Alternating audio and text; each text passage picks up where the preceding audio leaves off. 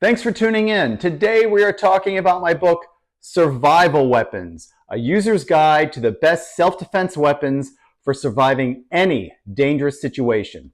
Let's check it out.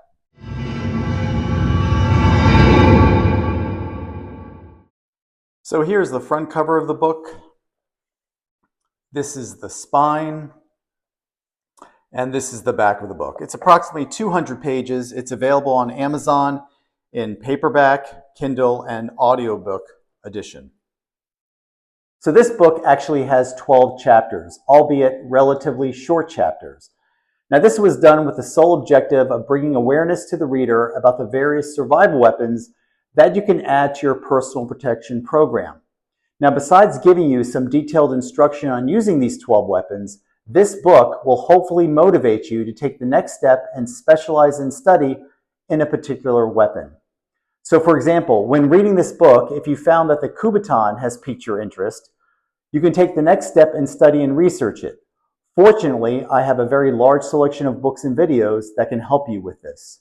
Remember, all of my book publications are designed to work in tandem with each other. So in all of my books, I always include an introduction to my contemporary fighting arts combat system. So this is really for new readers who want to have a really good idea of what's involved in this particular type of combat system. So chapter 1 is about how to improve your chances of survival. So essentially in this chapter, I talk about the 4 survival concepts, which are situational awareness, threat assessment, avoiding excessive force, and controlling fear.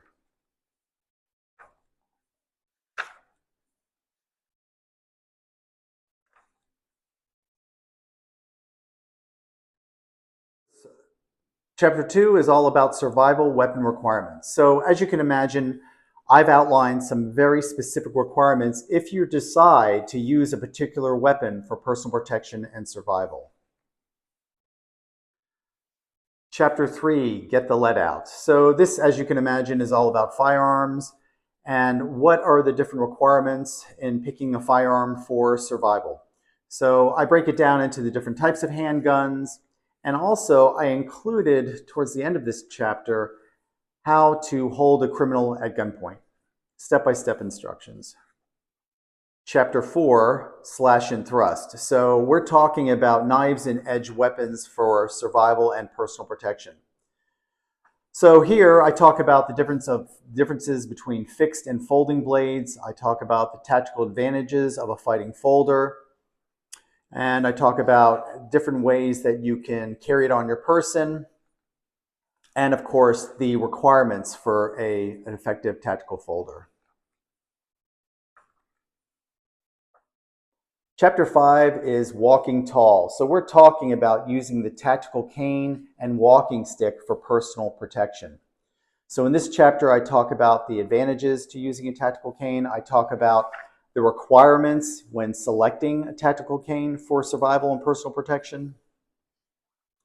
I break it down into also the nomenclature. Chapter 6, too hot to handle.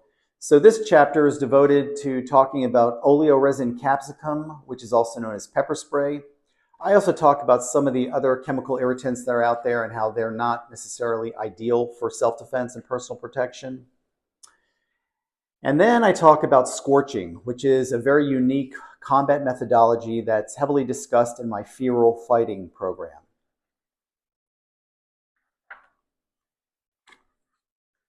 Chapter 7, the mini is the mighty.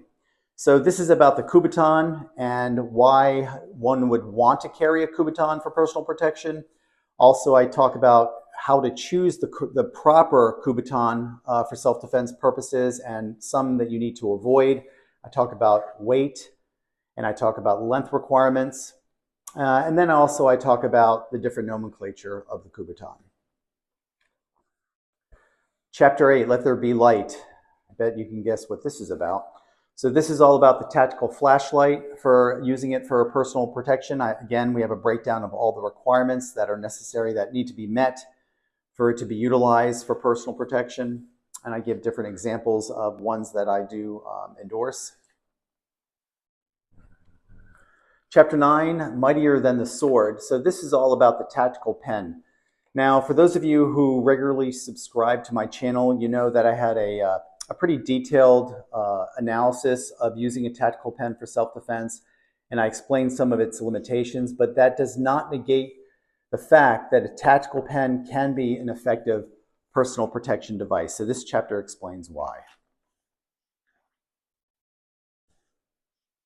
Chapter 10, A Fistful of Pain. So this is all about fist loading tools and how they can be utilized in a personal protection situation and how they can actually help prevent injuries when throwing fisted blows.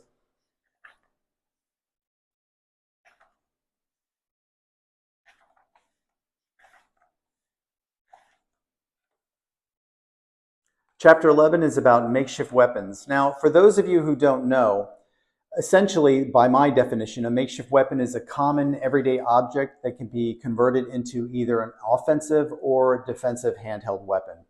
So in this chapter, I give a very detailed breakdown of the different categories. So essentially, there are four in contemporary fighting arts. There's cutting, shielding, distracting, and striking makeshift weapons. And of course, I give the breakdown in the chapter.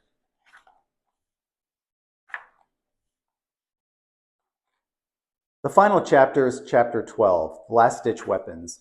So I open up this chapter discussing the fallacy of dependency. And essentially what dependency is relying solely on a handheld weapon for personal protection.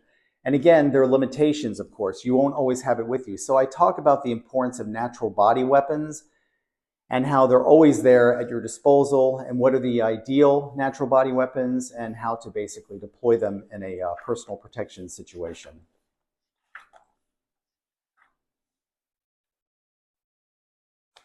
Towards the end of the book, we have a glossary of terms, and I've said before in my other book reviews that it's really important for my readers to have a workable knowledge of the terminology and lexicon discussed in all my books and within my contemporary fighting arts system. So that's always included in the book.